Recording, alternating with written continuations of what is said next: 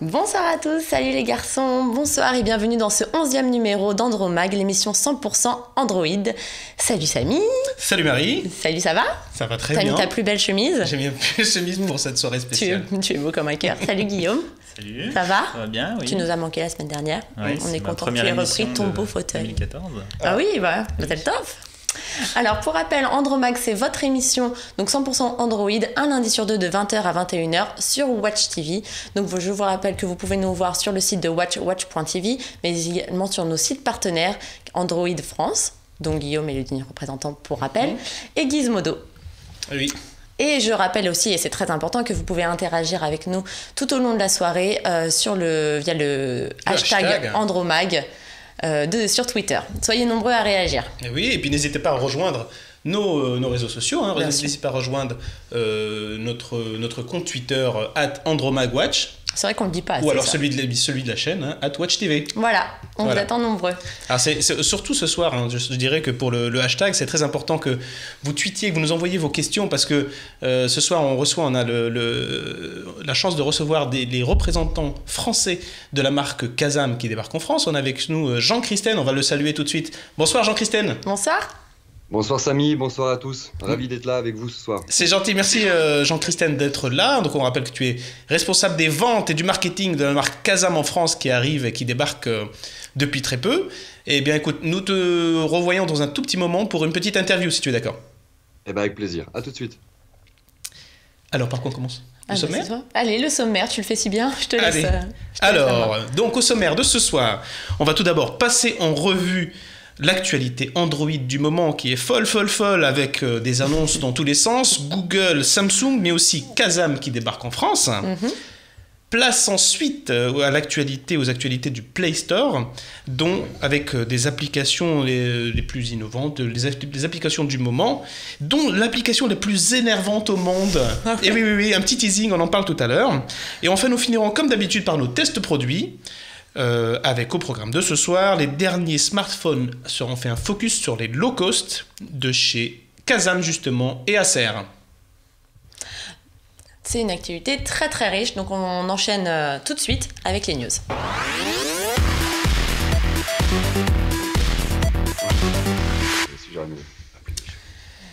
Et voilà, du coup, une grande nouvelle, l'arrivée de Kazam en France. L'arrivée de Kazam en France, donc c'est pas tous les jours, c'est un moment qu'on apprécie parce que c'est pas tous les jours qu'on découvre une nouvelle marque, c'est pas tous les jours qu'on a une marque qui arrive comme ça sur un marché a priori saturé vierge pour elle, et puis donc effectivement, donc on a des questions de part de marché, etc. Donc on a le bonheur d'accueillir Kazam. Je rappelle qu'on est avec Jean Christen en direct depuis les locaux de Kazam. Jean Christen, merci d'être resté tard ce soir avec nous. Une petite nocturne, mais c'est assez fréquent chez Kazam, donc c'est pas un plaisir. Alors Jean Christen, je rappelle encore une fois, vous êtes directeur des sales, donc des ventes et du marketing pour Kazam France. Jean Christen, est-ce que vous pourriez juste commencer par une présentation générale de la marque? Alors oui, en effet. Alors Kazam, c'est une marque qui a pour origine l'Angleterre, puisqu'en fait le siège social se trouve en Angleterre. On a la fabrication se fait en Chine comme 99% des acteurs sur ce marché. Donc le marketing et la marque est née en Angleterre par des fondateurs qui proviennent de HTC. Les deux, Michael Combs et James Atkins, tous les deux proviennent de HTC et ont commencé donc le développement de Kazam en Europe via l'Angleterre et s'étend sur les principaux pays européens. Pour en nommer quelques-uns, la Pologne, l'Espagne, les Nordiques, l'Allemagne et dernièrement la France, puisque ça date depuis octobre dernier. Kazam France est arrivé sur le marché, en tout cas en tant que personne, le 12 octobre. Et donc nous commençons la commercialisation des produits sur la France à partir du 13 février avec nos partenaires qui sont Tel&Com, Carrefour, Vivre Mobile et c'est discount. Alors on va reparler de tout ça. Je voudrais juste montrer ce que j'ai en main, Jean-Christian. Je ne sais pas si vous le reconnaissez. Donc, alors j'ai en main justement l'un des exemplaires de votre gamme. Alors votre gamme a la particularité d'être très étendue. On a des mobiles dedans, des smartphones vraiment on a peut-être une dizaine, quelque chose comme ça. Hein. C'est vraiment une gamme très très très large. Très dense, ouais. Et ce que je tiens entre les mains, c'est donc l'un des représentants de la gamme qui s'appelle Thunder. Et qui est plutôt le haut de gamme de chez vous, hein, c'est bien ça?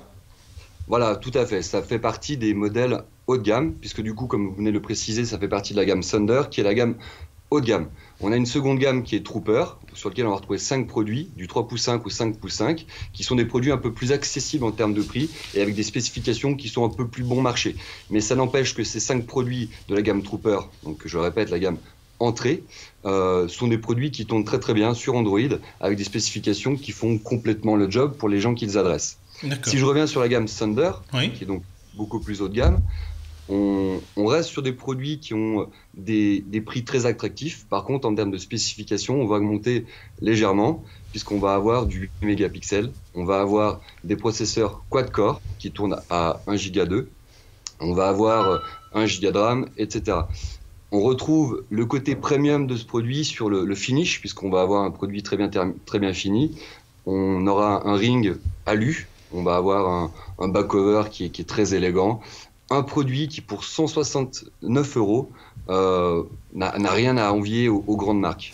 Alors que voilà, on est juste sur un produit à 169 €, prix consommateur. On reste en dessous des 200 €. Jean-Christian, je peux vous demander juste une question technique. Est-ce que vous pouvez juste rabattre la caméra pour qu'on vous voit un peu plus? Parce que vous êtes tout en bas de l'image. Et je vous ai vu en vrai, vous êtes vraiment grand. Ça ne correspond pas du tout à la réalité. Alors là, c'est beaucoup mieux. Alors Jean-Christian, vous ciblez un marché en particulier, c'est celui des smartphones sans engagement, enfin des smartphones qu'on achète nus. C'est ce public-là que vous ciblez aujourd'hui. Et est-ce que ce marché-là, cette cible-là, n'est pas déjà saturée? Alors non, complètement. Alors pour reprendre la question, en effet, c'est exactement ce que l'on cible. On cible grâce à Free, qui a complètement changé la structure du marché, qui pousse maintenant le consommateur à acheter un téléphone sans subvention. C'est-à-dire qu'un iPhone qui vaut 750 €, qu'il achetait avant avec une subvention opérateur, qu'il avait payé seulement 200 €, aujourd'hui, s'il n'est pas subventionné, notamment en achetant un forfait Free, il va être obligé de le payer 750 €. Ce qui, quelque part, forcément, pousse le consommateur à réfléchir. Donc, il va s'orienter vers des produits qui sont un peu plus attractifs en termes de prix, mais qui font quelque part le même travail que ces smartphones des grandes marques. Et donc, d'où l'intérêt de nos produits. Et donc, la question est-ce qu'en effet c'est saturé? Eh bien, écoutez, non. On a quelques acteurs à l'heure actuelle qui vendent des produits et qui essaient de répondre tant bien que mal aux demandes du marché. Mais en effet, il reste encore beaucoup de place. Et on le voit notamment avec Wiko qui marche assez bien. Il y a une vraie demande et cette demande est en train de croître. Et tout n'est pas renseigné, il reste encore de la place, des parts de marché à prendre. Oui, Wiko qui a été classé, je crois, 3e sur le marché français en termes de vente, c'est vraiment énorme. Enfin, 3e, toutes marques confondues. Hein. Alors, Jean-Christian, alors, dans ce marché-là qui est où il y a du monde, alors votre offre a quand même une particularité. Alors, vous pouvez peut-être nous en parler. Quelle est justement, qu'est-ce qui fait l'originalité de vos téléphones par rapport à vos concurrents? Bah écoutez, je vous remercie de poser la question. Ah bah oui, j'attends la perche.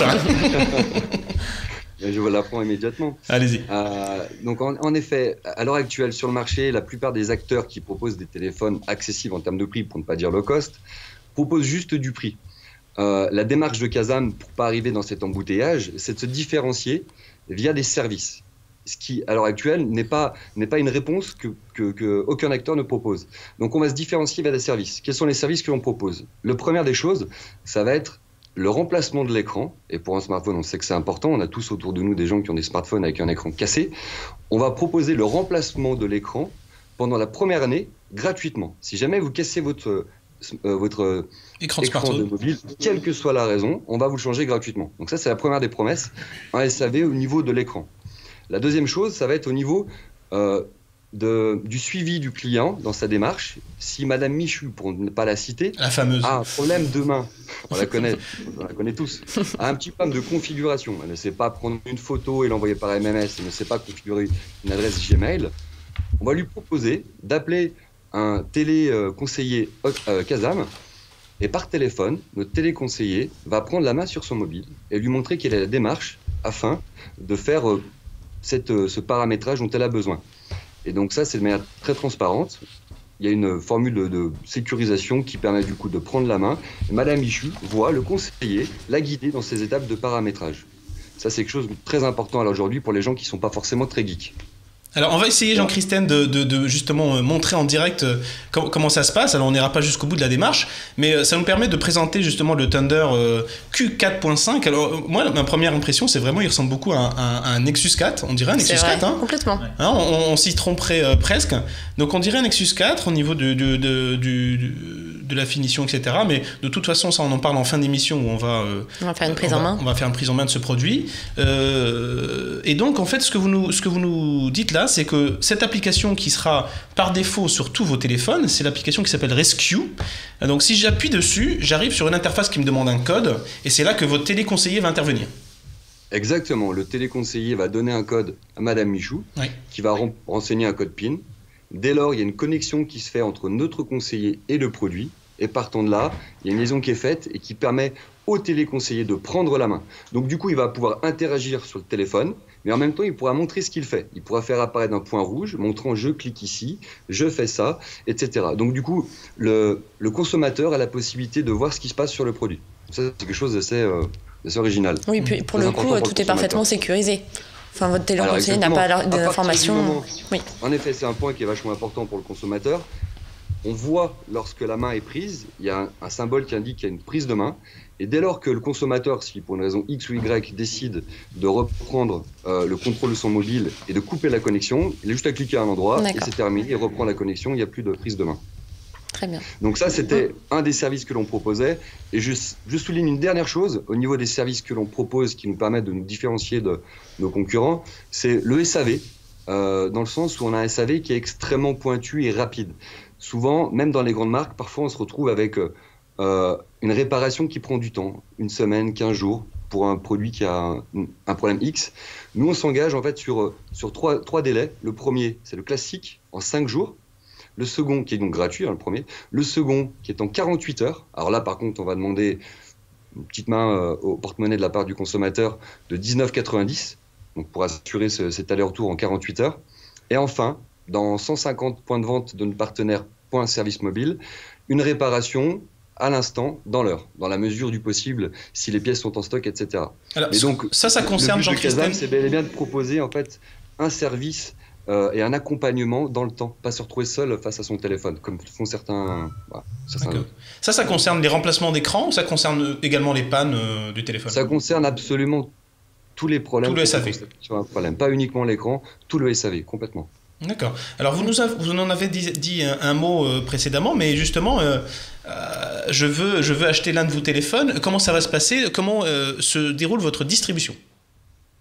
Alors, on est en train de mettre en place cette distribution, ça prend un peu de temps. On est arrivé qu'il y a 3 mois, donc c'est en train de se mettre en place. Mais à l'heure d'aujourd'hui, on a sélectionné des partenaires spécifiques. Donc on en a un sur le net qui est donc Cdiscount, qui est le principal. Ensuite, on en a un qui est un spécialiste des mobiles qui s'appelle Talentcom, qui a 242 magasins en France. Ensuite, on a Carrefour, l'hypermarché. Et ensuite, on a un dernier qui est Vivre Mobile. Donc ça, c'est à date. C'est-à-dire qu'à partir de février, c'est les lieux où les téléphones Kazam seront potentiellement disponibles. À savoir qu'on est en train de négocier évidemment d'autres partenariats. Et à terme, Kazam sera partout dans énormément de... déjà, Cdiscount des Carrefour, c'est plutôt pas mal pour commencer. En effet, c'est déjà pas mal. Alors, je vais vous poser des questions maintenant qui nous proviennent de nos téléspectateurs, de personnes qui nous ont posé ces questions-là sur le compte Twitter de l'émission. Je vous rappelle que vous pouvez toujours intervenir et interagir avec nous avec le hashtag #Andromag. Alors, des questions, j'en ai 2. Alors, ça va être simple. Tout d'abord, pourquoi n'y a-t-il pas d'écran HD dans la gamme de téléphones Kazam? Alors, c'est une question qui revient souvent. La première des raisons, c'est le prix. Si on commence à rentrer sur des meilleures résolutions, tout de suite, ça va coûter plus cher. Et on s'est rendu compte qu'avec les résolutions qu'on avait choisies, parce que c'est des vrais choix faits par notre R&D, on s'est rendu compte qu'on avait un rendu qui correspondait complètement à la demande de Madame Michou. Et que quelque part, passer sur un QHD ou un HD, ça allait coûter très cher pour au final un rendu qui allait être très similaire. D'accord. Ça, c'est la première des choses. Après, il y a une autre raison qui est quand même pas non plus anodine, c'est le fait qu'avoir un écran avec une résolution un peu moindre, on va consommer moins de batterie. Donc du coup, on va gagner en autonomie. C'est la première chose. Et la deuxième chose, c'est qu'au final, qu'est-ce que je voulais dire? Oui, l'autonomie et la compétitivité en fait. Voilà, exactement. D'accord. Alors la deuxième question qui nous revient, et ça c'est quelque chose, c'est un point qui est très important pour les fans d'Android et du petit bonhomme vert, c'est qu'en sera-t-il, et je vous cache pas que sur ce point-là, on a reçu des questions qui nous disent, est-ce qu'ils vont être comme votre concurrent, qu'en sera-t-il des mises à jour de version Android, qu'est-ce qui est prévu dans le futur des téléphones Kazam? Alors ça, on met un point d'honneur là-dessus pour veiller à être dans les cordes de ce qui se passe sur le marché. Mais on ne sera jamais un Nexus, on n'aura jamais les versions au moment de la sortie. On aura forcément une latence, ça prend un certain temps de développer pour nos produits la dernière version. Donc on va faire en sorte de suivre les évolutions, mais on ne sera pas up-to-date à chaque sortie. Mais on va faire en sorte de suivre ces mises à jour. D'accord. En tout cas, c'est quelque chose. Vous allez communiquer là-dessus, peut-être via votre site, J'ai vu qu'il y avait un compte Twitter qui était déjà ouvert et où vous avez un suivi justement de ce compte Twitter-là, le Kazam FR. C'est déjà un compte qui est actif, c'est ça? Tout à fait. Kazam FR, tout attaché. On va communiquer dessus. On va faire en sorte de tenir au courant de l'évolution des différents produits. À date, on a prévu de migrer sur du KitKat. Dans les 6 prochains mois. Donc ça vous donne un ordre d'idée. On n'est pas au jour le jour, mais en effet, on fait en sorte de faire migrer la plupart de nos produits, notamment dès lors qu'on dépasse les 4 pouces en termes de taille d'écran. D'accord, oui. Jean-Christian, est-ce qu'on vous verra au Mobile World Congress? Bien sûr, on sera là, Rémi et moi, Rémi qui est le country manager. Super. On sera tous les deux au Mobile World Congress et j'espère vous y voir. Eh ben Rémi et Jean-Christian, on vous dit merci pour cette interview, merci pour votre temps et puis rendez-vous à Barcelone alors. Eh ben merci à vous. À très bientôt. Bonne soirée. Au revoir, merci. Au revoir. Bon, bah c'est pas mal. C'était intéressant. C'était très intéressant. Bon. Et donc un lancement en France le 13 février, c'est ça? Voilà, ça arrive en février. Un jour avant la Saint-Valentin. Et apparemment sur des canaux de distribution plutôt très prometteurs. Très prometteurs. Hein. Non seulement ils lancent beaucoup de modèles d'un coup, mais en plus sur des canaux qui a priori devraient toucher pas mal de public quand même. Donc c'est assez intéressant. Bon. On va suivre ça de près. En tout cas, l'offre peut être intéressante. Enfin, moi je pense que je suis persuadé qu'il y a un public pour effectivement ces gammes-là. Et puis on vous donne rendez-vous à la fin de l'émission pour le test la prise en main de et la prise en main du Thunder qui nous dit ce qu'on a pensé. Q4.5. Et puis toi aussi, Guillaume, je pense que tu dois avoir ton petit avis sur la question. Tout à fait. Bon, en attendant, Marie, tu vas nous parler de vente smartphone. On va parler chiffres un peu, d'accord? Allez. Alors attention, prenez des notes. Des sous, non? Hein? Des sous? Des sous, des petits sous, des gros sous là, parce que là on parle de gros sous, on parle d'1 milliard de smartphones vendus en 2013. Donc c'est une année un petit peu record quand même pour la vente de smartphones. C'est la première fois qu'on dépasse le milliard de smartphones. Ouais. Ça commence à faire. Ouais. C'est significatif. Ça fait pas mal quand même. Hein. Et alors attendez, en 2014, on attend 1,1 milliard de dollars. D'accord. Donc on va continuer de smartphones. Pardon, qu'est-ce que j'ai dit? De dollars. De dollars. De smartphones. Ton obsession d'argent. Un peu plus qu'un milliard du coup, parce qu'un smartphone n'est pas égal à $1. On n'en est pas encore là. Ah, si seulement. Et donc dans tout ça, qui profite ce système, j'ai envie de dire? Et ben c'est Samsung quand même qui voit quand même sa part de marché progresser, une augmentation de 38%. C'est quand même par rapport à 2012, c'est quand même pas mal quoi. D'accord, donc Samsung reste numéro 1. Exactement. Et sur les smartphones, et ce qui est intéressant, c'est que le smartphone reste numéro 1 sur les mobiles en général. Hein. Ouais. C'est complètement dingue. Et donc Android s'impose, et aujourd'hui il représente 80% du marché. 80%, voilà. D'accord. C'est pour ça qu'on est là, c'est pour ça qu'il y a une émission, c'est pour ça que il se passe tout ça. Moi qui espérais que ça soit un petit CDD, en fait c'est mal barré. On est là pour longtemps. On est là, parce que c'est parti pour durer. Ouais, du coup Android profite de la petite baisse de forme d'Apple quoi. Et du coup, là... ils sont revenus en fin d'année un petit peu là, Apple. Oui, ils ont vendu 153 millions d'iPhone en 2013. Voilà, là il y a oui c'est ça, ils ont à peu près donc Apple a 15% de part de marché sur l'année 2013, Samsung en a à peu près le double, 31%. Complètement. Et en troisième on retrouve très près Huawei et LG. Ouais. Et alors, ce qui est marrant, c'est qu'en termes de mobile en général, là, Apple décroche parce qu'en fait, eux, ils ne font que des smartphones. Et c'est Nokia qui revient à la deuxième place, je pense. C'est ça. Et voilà, c'est Nokia. Et Apple n'est que troisième sur les mobiles en général, parce que Nokia vend aussi des dumb phones, hein, des feature phones. Et c'est là-dessus qu'ils arrivent qu'ils font encore un petit peu d'argent. Voilà, donc belle année pour Google, belle année pour Android. Belle année pour les smartphones, belle année pour Android. Voilà, on commence bien l'année, en tout cas avec des chiffres plutôt pas mal. Eh ben, très bien. Des bons chiffres. Puis justement, tant qu'on est sur Google, on va continuer. Oui. Hein, parce qu'il y a eu pas mal de rachats, pas mal de ventes. Oui. Grosse actu Google. On va parler beaucoup de chiffres en fait dans la première partie de cette émission. Pas mal d'actualités sur Google, en effet, puisqu'on a donc la nouvelle est tombée il y a une dizaine de jours par là. Donc Google a racheté Nest. Donc a priori un rachat un peu inattendu, puisque c'est pas vraiment dans le domaine des smartphones, c'est même pas du tout dans le domaine des smartphones. Puisque Nest, rappelons que c'est un thermostat. Voilà, tout simplement, ils font donc des thermostats connectés, et malgré ça, Google les a quand même rachetés pour plus de 3 milliards Tiens, on va regarder la petite vidéo qui nous explique de quoi il s'agit. On voit un petit peu...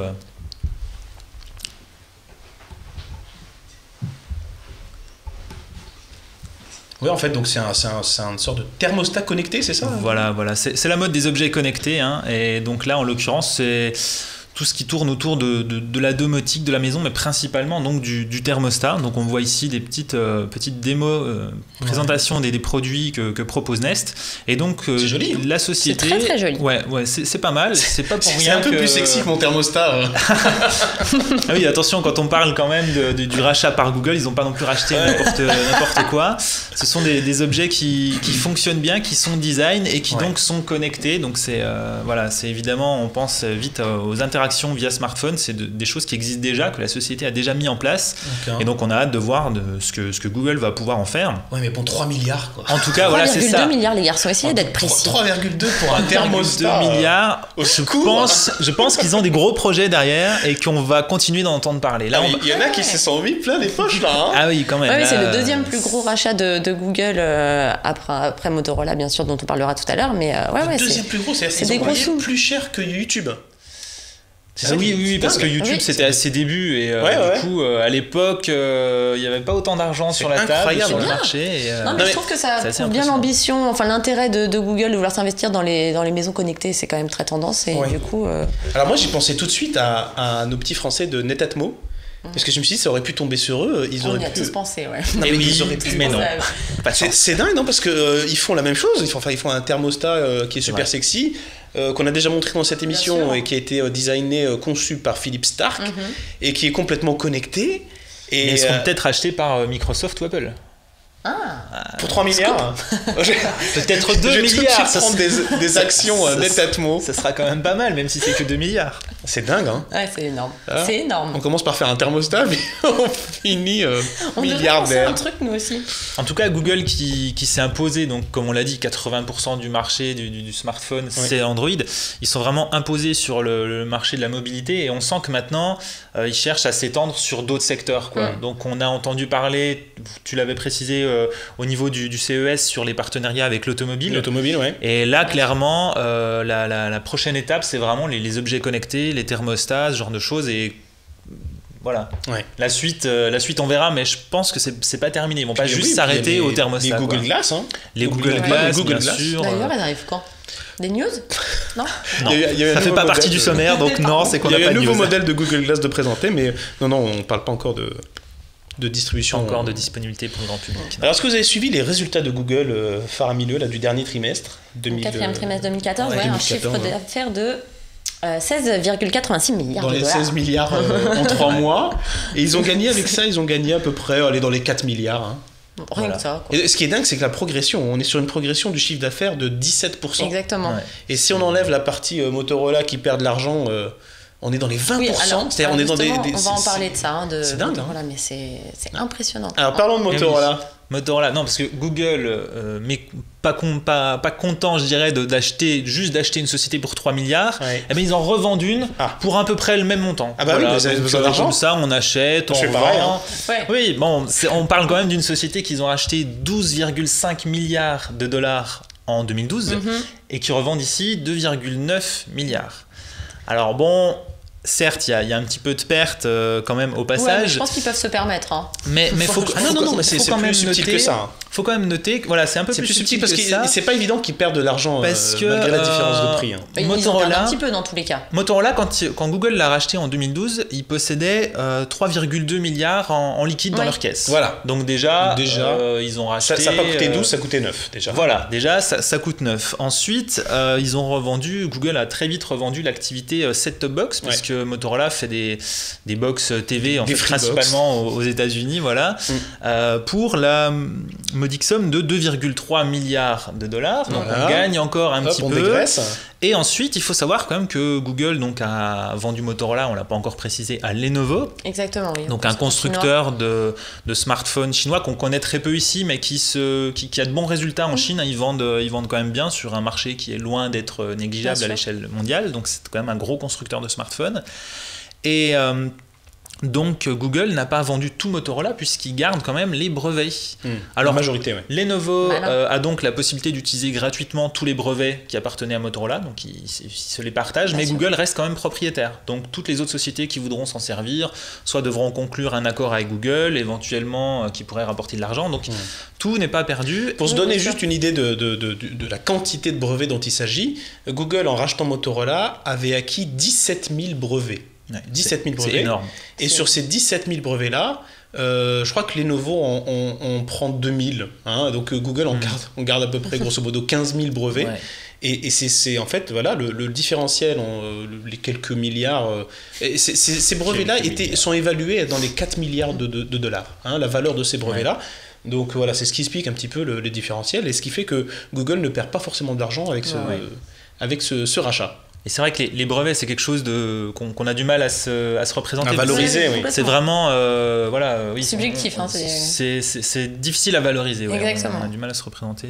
Oh, de toute façon, on n'est pas inquiet Ce pour que eux. ça peut rapporter. Mais moi, ça me fait penser à ce qui est un petit peu drôle, c'est que dans le même temps, on a eu, il n'y a pas si longtemps que ça, un rachat du même type, c'est Microsoft qui a racheté Nokia. Nokia, oui. Et donc en fait, Google lui nous dit bon bah finalement je me suis planté, le hardware je veux arrêter, c'est pas mon truc, à part les thermostats. et Microsoft ils sont peut-être en train de se dire oups, en fait, les gars en France, on voulait copier ils nous et ont en bien fait bluffé, quoi. eux ils ont revendu. Voilà. Alors, qu'est-ce qu'ils font c'était un bluff. Un petit bluff à 12 c'est bien milliards. joué. C'est vrai que c'est pas forcément la même stratégie pour les deux sociétés, mais c'est vrai que c'est intéressant quand même de voir Google racheter Motorola en 2012 et le revendre même pas 2 ans après, parce qu'on est en janvier 2014. Ouais, alors il y a des questions qui se posent intéressant, justement suite à cette manœuvre. Et en même temps, il y a des rumeurs qui commencent à arriver sur le fait que Google arrête complètement le hardware, dont la gamme Nexus. T'en as entendu parler, ça, Guillaume ? Oui. Bon, ça reste des rumeurs qui ont surgi juste après cette revente, mais bon, ça reste à confirmer. On n'a pas vraiment plus d'informations là-dessus. Pour l'instant, les Nexus se vendent bien. Ouais. Après, c'est vrai que la gamme des Nexus est quand même complétée par des gammes de smartphones Google Play. On a par exemple le S4, le HTC One, on a Google Play Edition. Des Google Play Edition. Donc, c'est vrai que c'est tout à fait plausible, quoi. Ouais. Ça paraîtrait même logique parce que ça fait un peu de concurrence finalement de choisir un constructeur pour le Nexus et puis ensuite de sortir des éditions Google Play qui... Ouais. En tout cas, ça ferait plaisir à tous les autres constructeurs, hein, si ça passait sur une tactique comme ça de Google Play.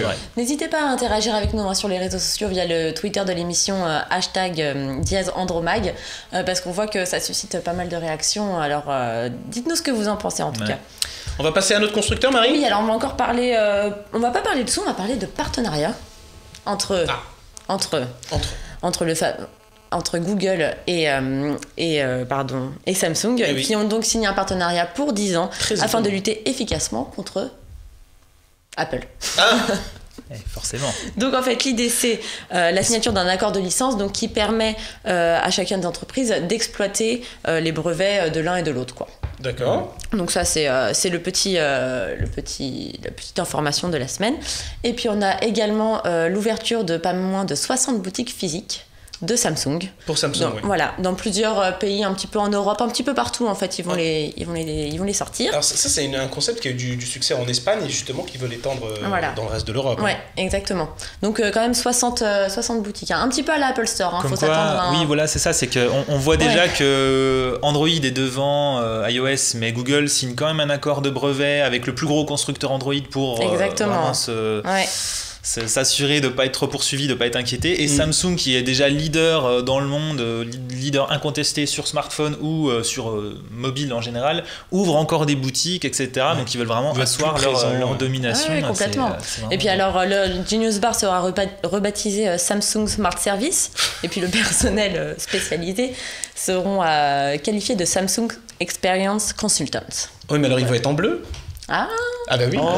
Il va falloir... ils sont obligés d'être en bleu. Pourquoi ils sont obligés? Samsung c'est bleu.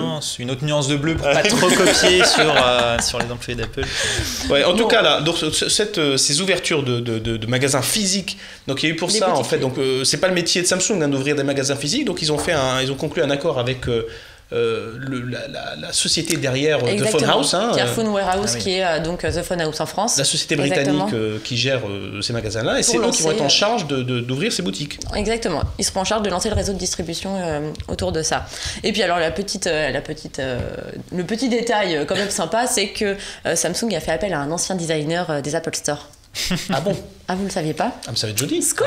Ça va être très joli. Ça va être joli. Oui. Donc on copie les smartphones, et maintenant on copie les boutiques. Ça promet. Ah oui, c'est bien. Bon, alors il y a une annonce de nouveaux produits chez Samsung. Exactement. Donc c'est le Galaxy Note 3 Neo. Donc c'est une Galaxy, c'est un smartphone un petit peu light. C'est Matrix. Tu connais Neo? Non, j'aime pas ça. J'aime pas ce film. J'ai pas accroché. Je me suis endormie devant. Ah non mais... T'étais trop jeune. Revenir au smartphone si vous voulez. Oui, alors pardon, donc le Galaxy Note 3 Neo, donc c'est une version un petit peu light du Samsung Galaxy Note 3 qu'on avait vu à l'automne dernier. Ah, on voit l'image, oui, effectivement, ça ressemble un petit peu. En fait, c'est une version améliorée du Galaxy Note 2. Très bien. Voilà. D'accord. En fait, c'est les specs du Note 2. Dans le design du Note 3. Voilà. Ouais, dans le design du Note 3. Oh là là, il va garder le fabuleux dos. Enfin, moi j'ai un problème avec le dos en simili-cuir. C'est du plastique, on va pas l'appeler autrement avec les surpiqûres. Est-ce qu'on connaît son prix? Et on n'a pas de prix. Ni disponibilité. Moi j'ai entendu parler de rumeurs. On serait dans les entre 550 et 600 euros. Ouais, donc en fait ça reste cher quand même. C'est cher par rapport au Note 3 qui reste cher quand même, plus puissant quoi. Ouais, complètement. Mais enfin il aura quand même un processeur apparemment plus ou moins efficace, un petit peu supérieur bien sûr au Galaxy Note 2. Non mais soyez pas comme ça pessimiste. Enfin. Non. Je suis content. On attend de voir le prix. On verra ça à Barcelone. Non mais là on a mis un petit peu cher à Samsung tout au long de cette actu, je trouve. Bon alors on va changer de sujet. Et puis l'heure tourne. Alors on va parler un peu rapidement de forfait. Je sais que tu aimes ça. Alors si colle, c'est pas moi. Guillaume et moi. Guillaume, on m'a dit que tu voulais parler des forfaits. Ah bon? Je vais le faire si ça continue. Non mais mine de rien, on est en train de vivre une époque formidable. En quelques mois. Clairement. C'est incroyable. C'est quand même incroyable vraiment ce qu'on vit en ce moment parce que en peut-être 2 mois, on a eu l'arrivée de la 4G et la démocratisation des forfaits 4G. Et maintenant, on nous parle de fin de roaming.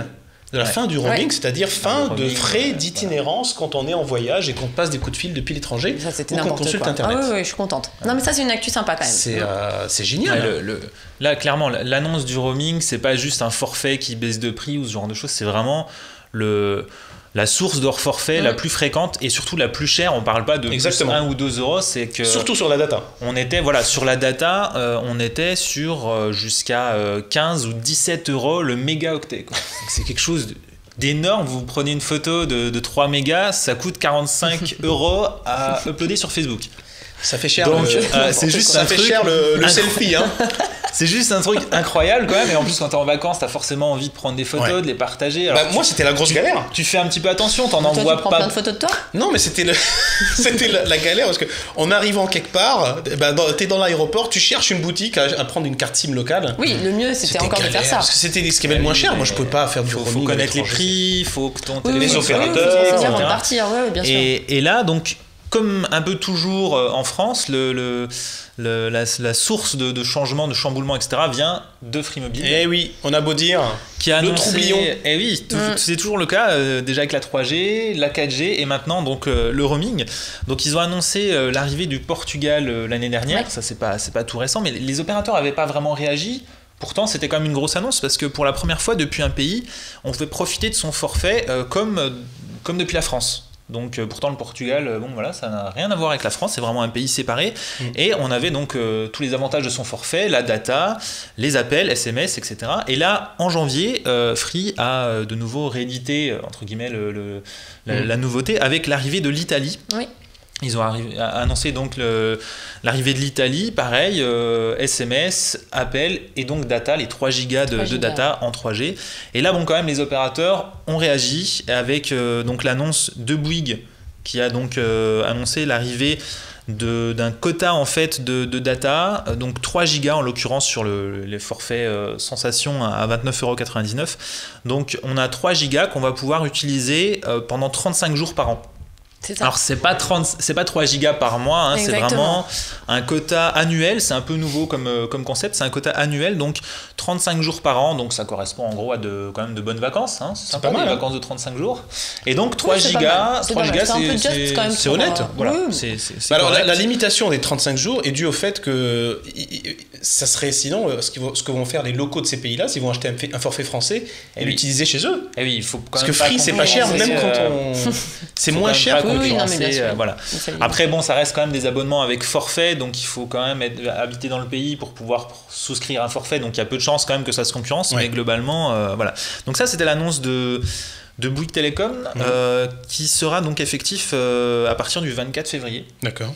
Donc c'est très bientôt. Moi je trouve l'offre de Bouygues incroyable. Elle est assez intéressante et surtout ils réagissent très vite quoi. C'est vraiment les premiers à chaque fois à réagir. 40 pays quoi. Ouais.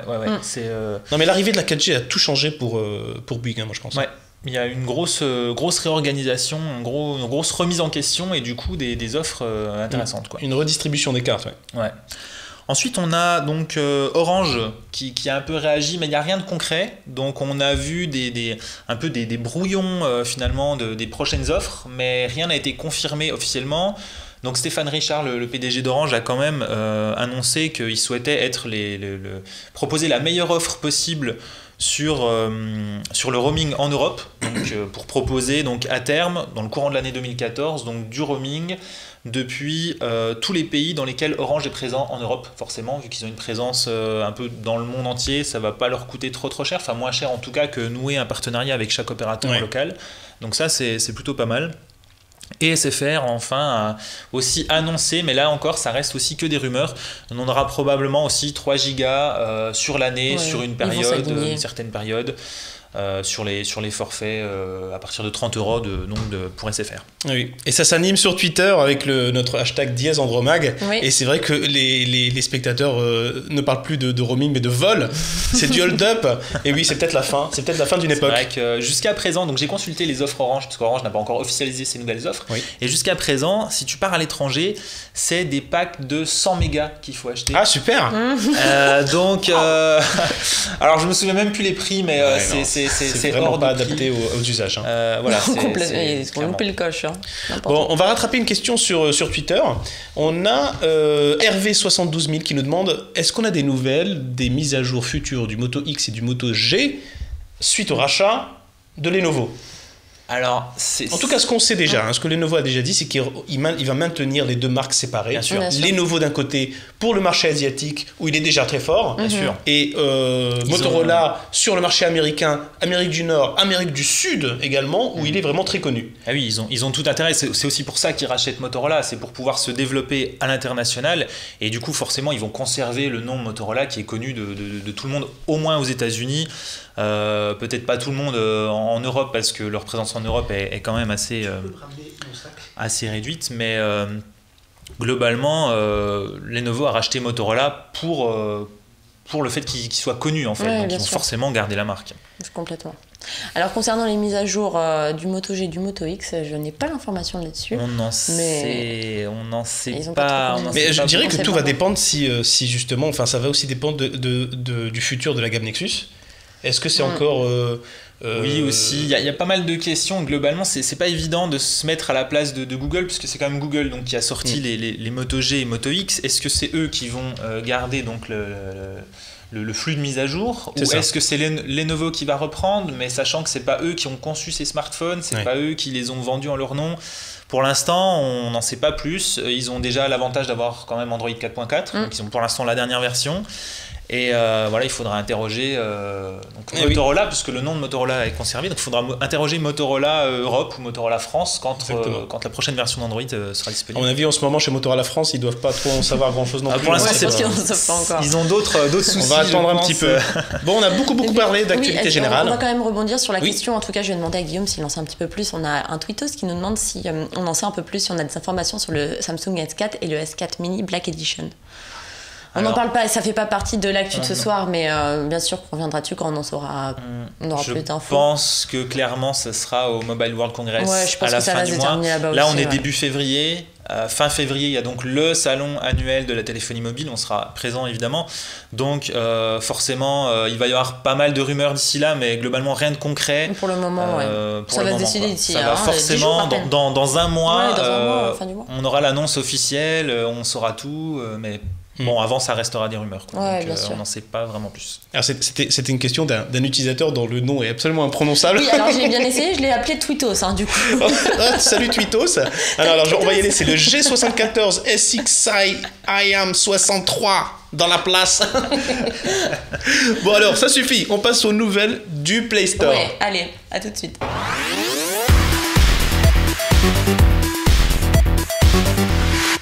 Alors, on y va avec la première nouvelle qui m'a fait plaisir, m'a fait très plaisir. C'est assez amusant, c'est issu d'une expérimentation qui a eu lieu sur Chrome, le navigateur par défaut donc de Google, qu'on retrouve également sur tous nos terminaux Android. Il y a pas mal d'expérimentations sur Chrome avec la technologie OpenGL ou WebGL. Et là, en l'occurrence, c'est quelque chose qui a été développé en Australie, tout d'abord sous la forme d'une expérimentation, mais qui arrive maintenant sur Chrome en tant que site à part entière. Et il s'agit en fait d'un site sur lequel on va pouvoir, et on a une petite vidéo pour l'illustrer, on va pouvoir construire des Lego à travers son navigateur. Ah, ça, le grand enfant que tu es. C'est génial. On regarde et on se fait plaisir.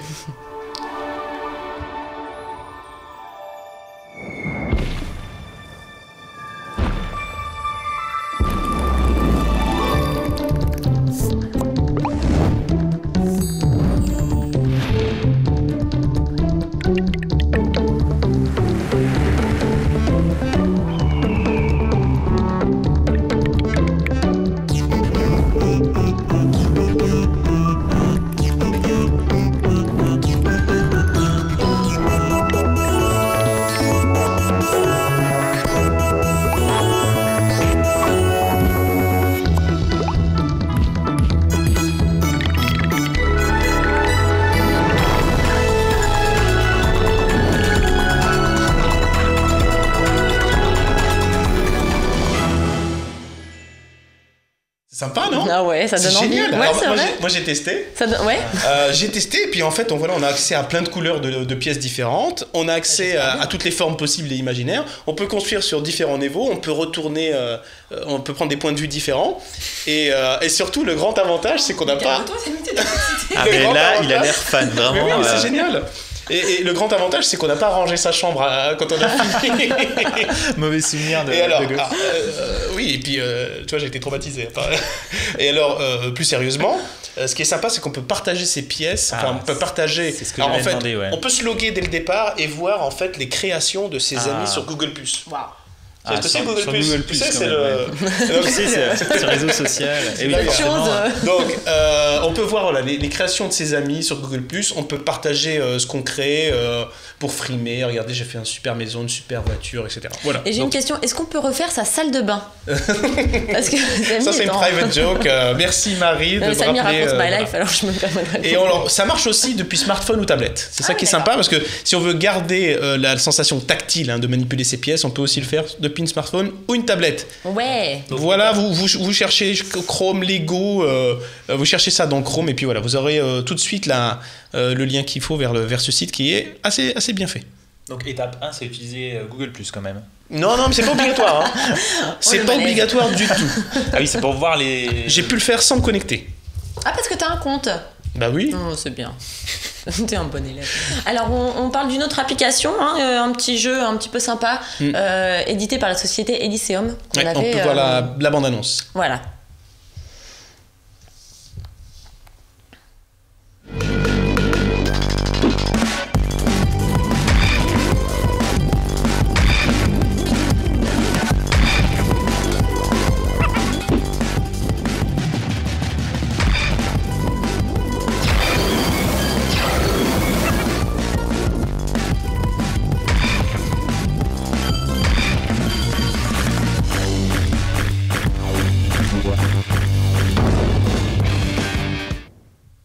Alors je sais pas vous, mais moi ils m'ont un petit peu fatiguée à courir comme ça dans tous les sens. Bah c'est un runner. Bah oui, c'est un le principe du jeu, c'est un runner. Ouais. Et alors, j'ai joué avec, c'est quand même pas mal du tout. Ouais. C'est addictif, c'est multijoueur, c'est quand même pas mal. Il y a 5 personnages qui sont personnalisables en plus. Et c'est gratuit. Et c'est gratuit. Et c'est gratuit surtout. Alors ce jeu-là a eu un succès fou, ils en ont vendu. Bah je suis pas étonnée. 1,5 million sur iPhone. Sur iOS et il débarque sur Android, donc c'est une adaptation. C'est les petits gars d'Elysium qui font ça, c'est des Parisiens. Oui, mais on les avait eus. On en avait déjà parlé avec le jeu Sale Gosse. Oui, Sale Gosse, exactement. Mais ils font toujours des petits jeux un petit peu sympas. Hein. D'ailleurs là, il faut fuir le loser du lycée en fait avec son roquette. Ouais, c'est rigolo. C'est un peu ça. Alors, le design est sympa. Moi, je vais faire l'avocat du diable. Il y a des trucs que j'ai. Alors, je pense que voilà, le jeu arrive 1 an et demi après sur Android et vraiment ça sent un petit peu l'adaptation parce que alors j'ai joué sur une Nexus 7 et en fait il y a des bandes noires sur le côté, on n'est pas en full screen. Ah, c'est dommage ça. Ouais, c'est vraiment dommage. Ils ont gardé il y a 1 centimètre. Ils ont gardé le ratio, je pense. Et il y a d'autres gens qui s'en plaignent sur le Play Store. Ils disent c'est dommage, il y a encore des petites bandes noires. Alors ça gâche pas le jeu en lui-même. Une fois la partie démarrée, on est vraiment, c'est assez rigolo. Ouais. En plus il y a des objectifs, on peut sauter, on peut faire des attaques spéciales. C'est un peu plus riche qu'un runner de base. Et il y a ça, puis il y a aussi le fait que les chargements, je trouve que les chargements sont longs. Ouais. Par rapport à un Rayman Fiesta Run, qui est un runner aussi, et dans lequel, quand on redémarre, ça redémarre tout de suite, et puis c'est instantané. Là, on attend quelques secondes, en fait, à chaque fois. C'est pour ça que je dis ça sent l'adaptation. Ouais. D'accord. Et donc, alors, t'as beaucoup aimé Rayman, donc celui-ci, un peu... Ah, on n'est pas au niveau d'un Rayman, ouais. D'accord. Mais Rayman était payant, celui-ci est gratuit. Ouais, donc on vrai. peut le tester et se faire son propre avis. Ça ne coûte rien, testez-le. Voilà. Testez-le, puis c'est sympa, on peut comparer son score, on peut envoyer son ghost à des amis. Ah oui. Non, c'est bien. Je t'ai parlé chinois là. Non, mais pour le coup, j'ai vraiment bien aimé ce jeu. Tu vois, là, j'ai été surprise. Ok. À l'inverse de Flappy Bird. Ah, ben pourquoi? Non, mais c'est insupportable. Donc, on vous l'avait annoncé en sommaire, le jeu le plus énervant du monde est là. Il vient d'arriver sur Android. Non, mais c'est un cadeau empoisonné. Je ne sais pas trop ce que tu m'as fait. Non, mais écoutez, le concept est rigolo. Raconte-nous de quoi il s'agit. Alors, en fait, c'est un jeu réalisé en pixel art. Donc, moi, j'aime bien. Le graphisme de ce jeu, il est très très sympa. Okay. Et en fait, le but, c'est d'appuyer. Alors, tu vas nous faire une petite démonstration. Ah, ça va aller vite. Voilà. Alors, il faut appuyer un petit peu partout sur l'écran pour faire voyager le petit oiseau. Voilà. Oh non, c'est pas ça. Tiens, tout en évitant les tuyaux. Hein, Guillaume? Alors vu comme ça, sans les images, ça m'a pas l'air clair pour l'instant. Voilà, alors voilà. J'attends de voir la démo. Un petit peu le principe. En fait, dès que tu touches le tuyau, game over. Regarde, ça c'est un écran que vous verrez tout le temps. C'est l'écran du game over. D'accord. C'est absolument horrible parce que quand tu démarres l'application, t'es en game over. C'est à peu près le jeu le plus dur et le plus nul de la Terre. Alors, et par contre, ils s'en téléchargent à peu près entre 2 et 3 millions par jour. C'est un succès absolument hallucinant. Donc en fait, il faut tapoter son écran pour que l'oiseau vole. Donc en fait, ça fait ça, tu vois, si je tapote pas, et bim, game over. Ah, mais oui, d'accord, je comprends mieux là tout de suite, une seconde. Et tu vois, regarde, en fait, ils ont réutilisé des décors de Mario ou de je ne sais quoi. Moi, j'aime bien, c'est vrai. Oui, c'est. Regarde, c'est absolument horrible. Ah, bim. Mais que fait Mario? C'est ses tuyaux, on lui a volé là. Alors tu vois, regarde, là j'ai fait 2. Il y a pas un brevet sur les tuyaux verts. Mon best score, c'est 7. Non, c'est nul. 7, c'est énorme. Non, mais 7, c'est bien parce que. C'est absolument énorme. Je connais des gens qui sont pas allés au-delà de 3, quoi. Moi, je suis pas allée au-delà de 2. C'était insupportable. Donc, ce jeu est absolument horrible parce qu'il est vraiment très très dur. Et dès qu'on touche quelque chose, on a perdu, on n'a qu'une seule vie, on n'a pas d'énergie. Et en fait, il s'en télécharge plusieurs millions par jour. Victime de son bad buzz. Le jeu est deuxième de l'iPhone Store, là, le App Store. Deuxième. L'iPhone Store, tu sais, ce truc là. Et c'est dingue parce que c'est un petit gars en Thaïlande qui l'a développé. Ah ouais. Au Vietnam ou Thaïlande à Hanoï. C'est où Hanoï? C'est au Vietnam, Hanoï. La guerre, tout ça. Donc, le mec a 29 ans. Et il a dit avoir fait ça en 2-3 jours. Ah ouais. Enfin, vu le résultat, ça ne m'étonne pas. Et est-ce qu'il a réussi à le finir alors, lui? Ah non, mais il n'y a pas de fin, c'est juste tu te plantes au bout de... Mais quel est son score alors? Non, mais c'est rigolo. J'en sais rien. Alors attention, parce que regardez, c'est absolument nul. Il n'y a même pas de menu. C'est-à-dire, si je perds, je ne peux pas revenir. Il l'a fait en 2 jours. Je ne peux pas revenir. Il paraîtrait que Regardez, le créateur j'appuie comme aurait un atteint fou, le niveau ça me fait platinum, rien. pour info, hein. Samy. Hein? Le créateur aurait atteint le niveau platinum. C'est quoi ce niveau Bah, platinum? c'est, Ça veut dire quoi? Ah oui, d'accord. C'est beaucoup, Toi, quoi. t'y es pas, C'est quoi. plus Toi, que t'y es 7 pas en du fait, tout. je pense. C'est plus que ça. Donc voilà, mais c'est le ça petit jeu, s'appelle ouais. ça s'appelle comment? Ça s'appelle Flappy Bird. Flappy Bird. Non, Et mais c'est gratuit aussi? Bah oui, il y a intérêt. Encore. Il y a intérêt, il n'y a plus qu'à payer. Ouais, non, Bon, on testera ça quand même. Non, mais Oui, c'est bah, rigolo. teste-le Non, vite c'est fait, joué, hein. c'est Juste nul, mais c'est pour rigolo. faire 8. T'as 7, c'est ça? Ok, juste pour faire 8. Si tu fais 8... Ah, c'est un défi là. Tu lui lances un défi La en prochaine live. émission, En fait, dès qu'on a j'ai- l'écran de Game Over, la première chose qu'on fait, c'est de taper sur replay. On a envie de refaire une partie, on se dit c'est pas possible que je sois aussi nul. et en fait, on retombe dans le piège. Eh oui. Voilà, c'était Flappy Bird, Et voilà, c'est un jeu qu'on vous déconseille. Mais non, moi je l'aime bien. C'est nul, mais c'est bien. Non, mais c'est addictif. Mais enfin, disons qu'on y Pour prend goût. rigoler. Voilà, c'est complètement addictif. En ce moment, tout le monde parle de ça. Ouais. Tout le Non, monde il en faut parle, juste donc, bon. apprivoiser la bête. Voilà, Voilà, ça c'était voilà. le mot de la fin pour la partie des actus du Play Store et on passe tout de suite aux prises en main de la C'est semaine. parti.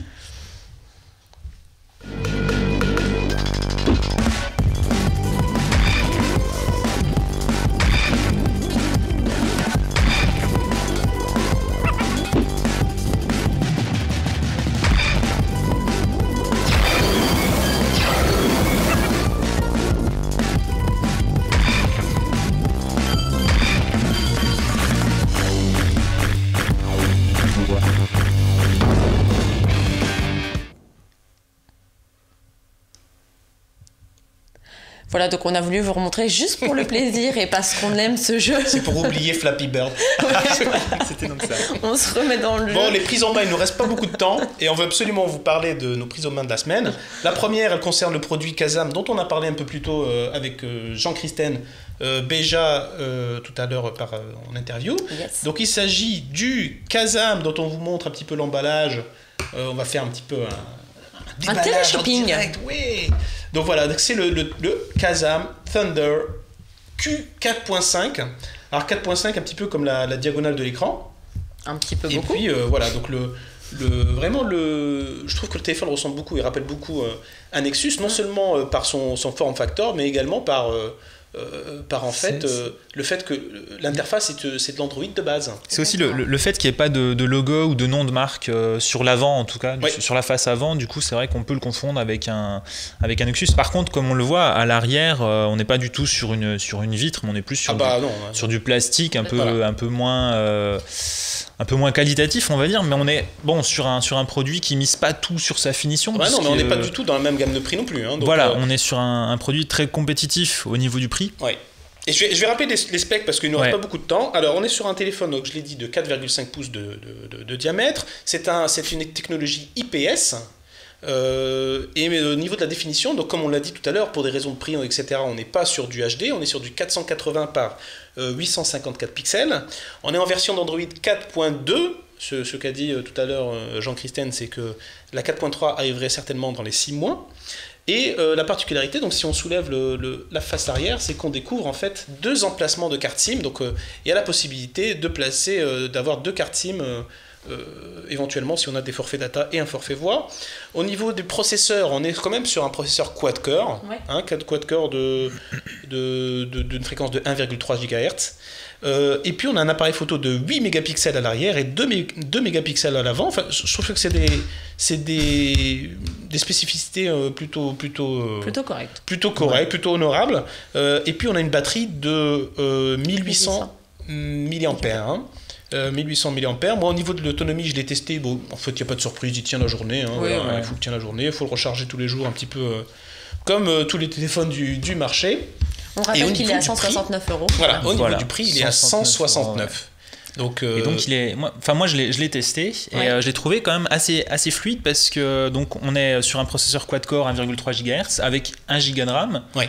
Et, 1 giga de RAM. et du coup c'est pas mal quoi finalement. Il y a pas de surcouche ou alors c'est très très léger à part l'application qu'on a vue tout à l'heure Rescue. Oui, voilà. c'est vraiment qu'il est très- pourvu de ces services d'application dont Jean-Christian nous a parlé tout à l'heure. Ouais. Ce qu'on Donc, peut ESN. conseiller aux gens qui nous regardent, c'est que ce téléphone-là, à 169 €, bon, il est vraiment pas cher, hein, mais on peut l'améliorer encore plus, améliorer l'expérience d'utilisateur en rajoutant peut-être un peu de mémoire. Hein. Ouais, Parce complètement. qu'au niveau du stockage, je crois qu'on est sur du 4 4 Go, ce qui 4 fait que gigas, mais on a Il y a un un port- emplacement, un emplacement Ouais, pour le- carte SD pour éventuellement micro SD, rajouter. voilà. Puis Oui, ça, il le fallait quand même. au prix où Ouais. coûte la mémoire actuellement, c'est plutôt Alors, pas mal.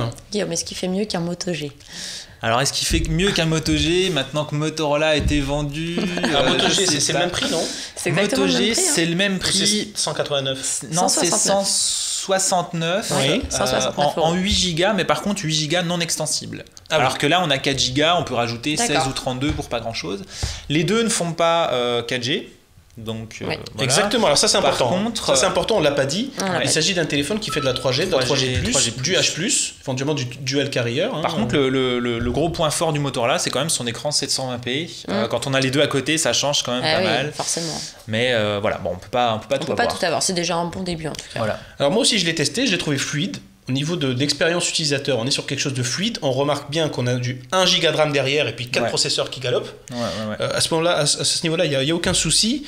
Moi j'ai remarqué juste au niveau de l'écran, qui des fois il manque un petit peu de réactivité au niveau de l'écran, notamment quand on veut afficher ses Ah oui, quand on notifications. veut descendre la barre de exactement. notification, j'ai aussi des problèmes. J'ai l'impression que ça détecte pas quand on a le doigt qui descend du haut de l'écran. Donc, Exactement, pour c'est afficher ça. sa barre de notification, C'est ça. des fois il faut le refaire On- deux ou on trois peut, fois. on peut le voir à l'écran là par Et, exemple. euh, Quand je fais ça, il se passe rien.